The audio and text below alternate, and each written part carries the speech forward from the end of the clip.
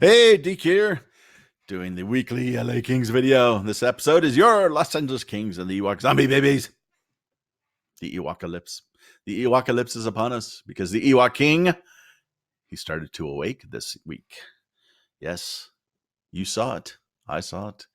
It only took the Kings losing 3 games in a row before the Ewok King began to stir.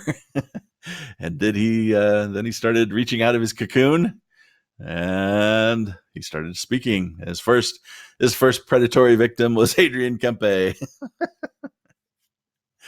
As the Ewok King, I think, has started coming to the realization that most of us have had. Adrian Kempe looks like a dominant NHL center. Look at him. He's big, he's fast, he plays 200 feet, he's got skill.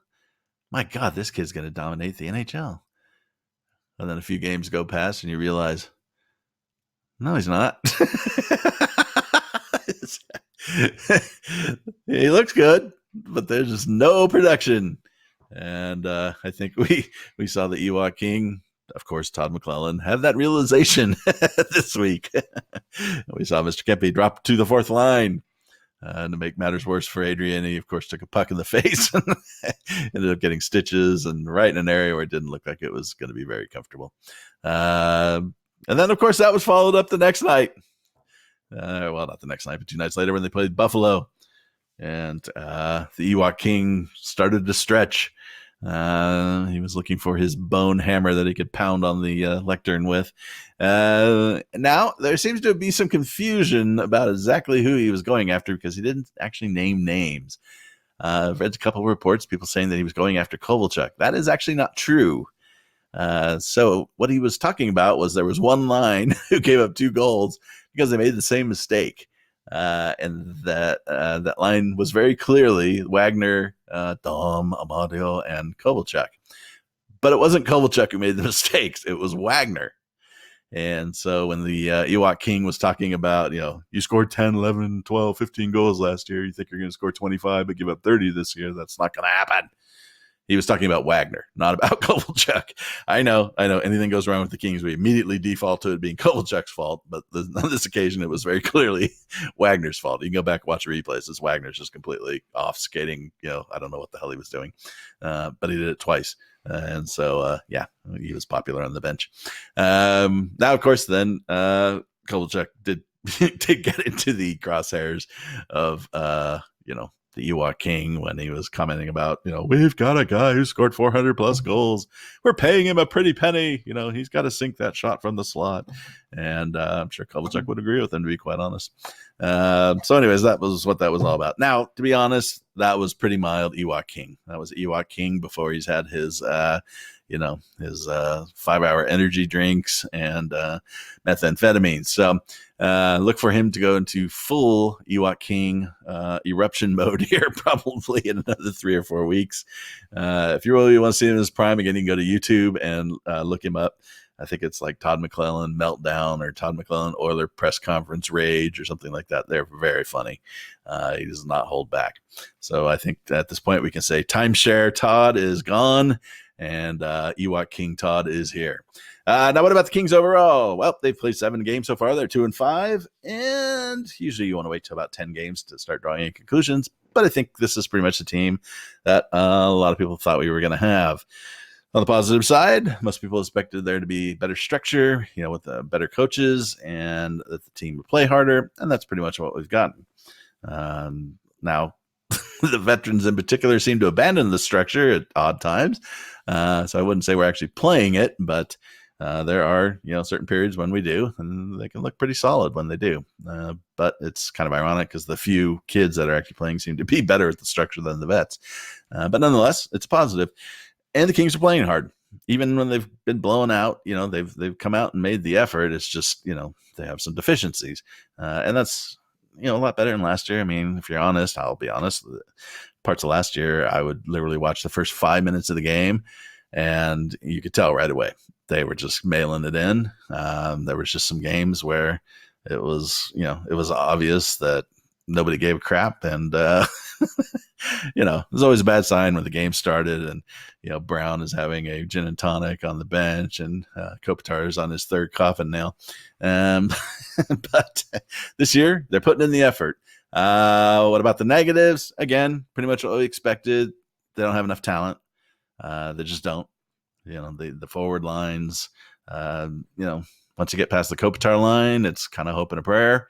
Now they've scored a lot of goals, but that's been kind of more of a run and gun result, I think, than actually like shooting talent on the offense. I think that once the teams and the season kind of calms down, you're going to see, they're going to have problems scoring again, kind of like what we saw with Buffalo. They took a lot of shots, 92 total shots, half of them missed the net.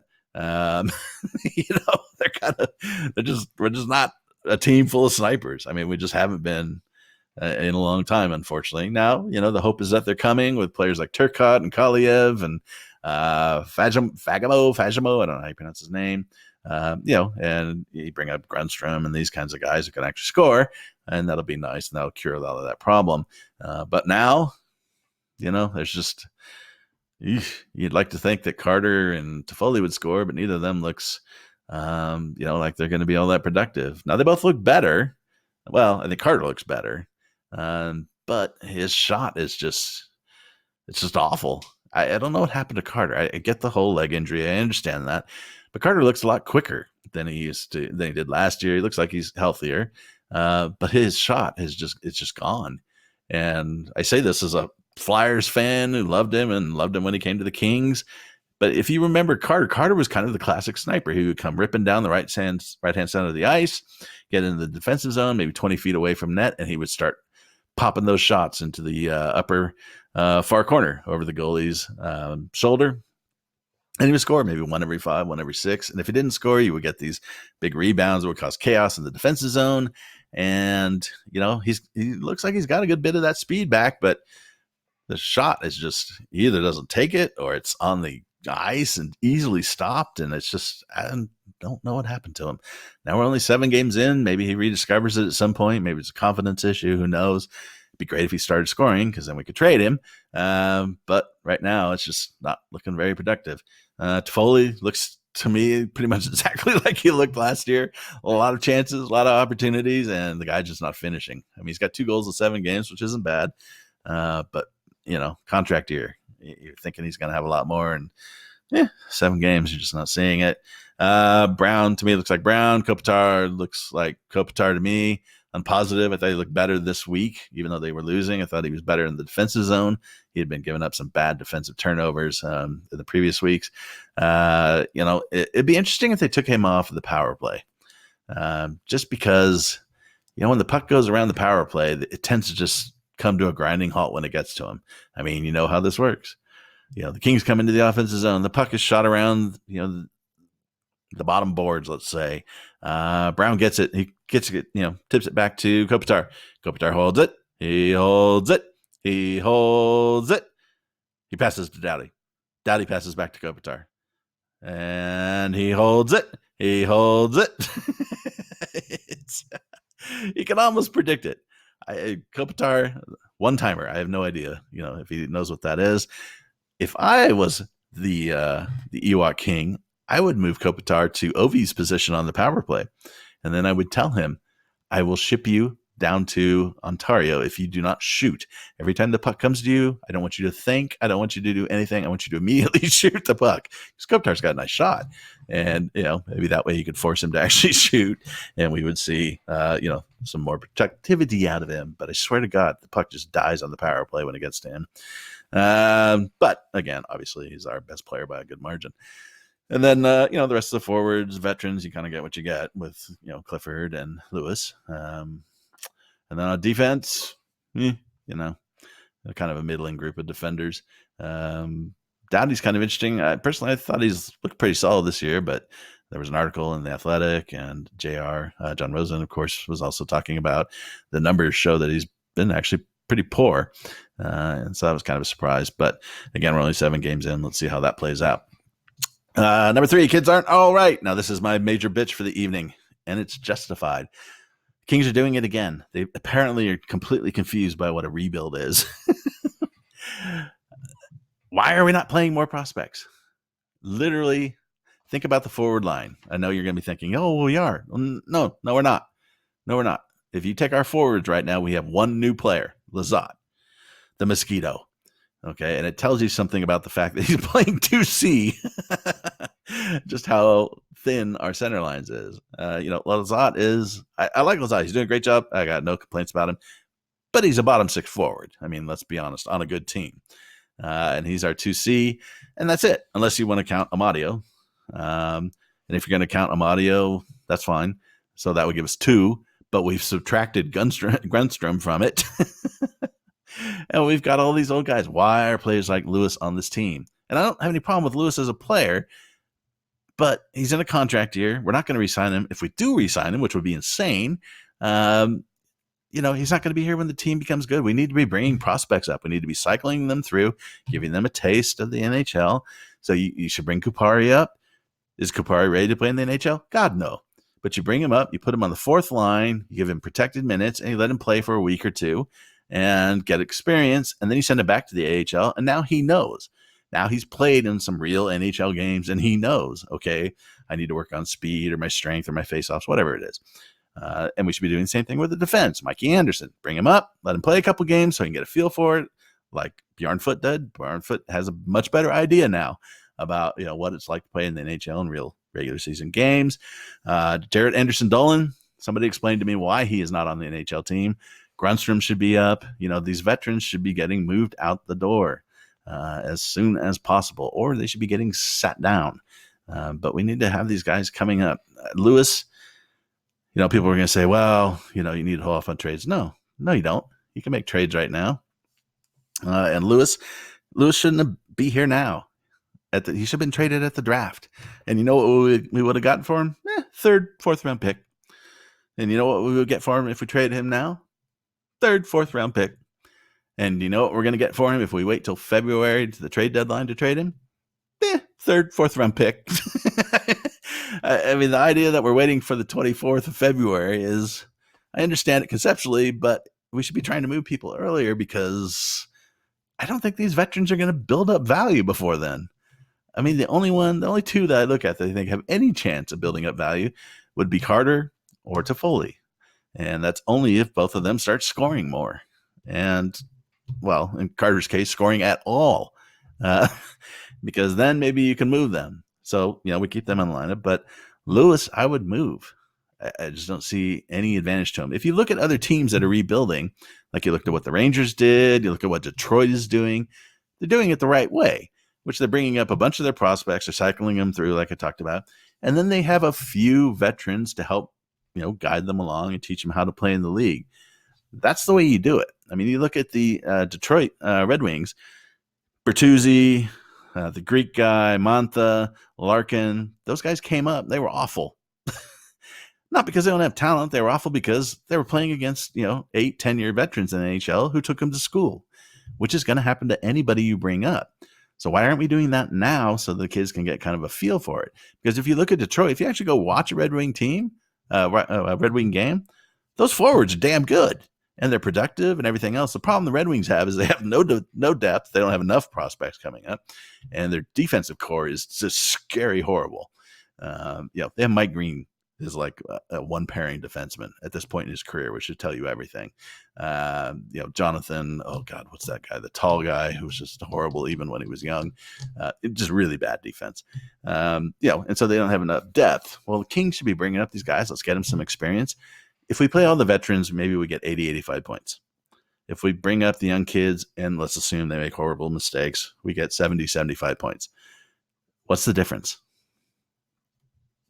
I mean, if you're still believing that this is a playoff team for some reason, I don't think so. Now in defense of Blake, who I can't stand, and McLellan, we're only 7 games in.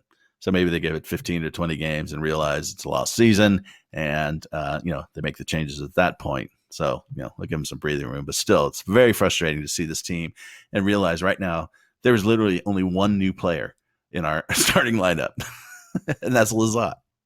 Unless you want to count Amadio. Walker is our only young guy in defense. I know I had this argument with somebody and they were telling me, well, yeah, but the defense has a lot of young guys. No, it doesn't. No, it does not. We have Doughty, Hutton.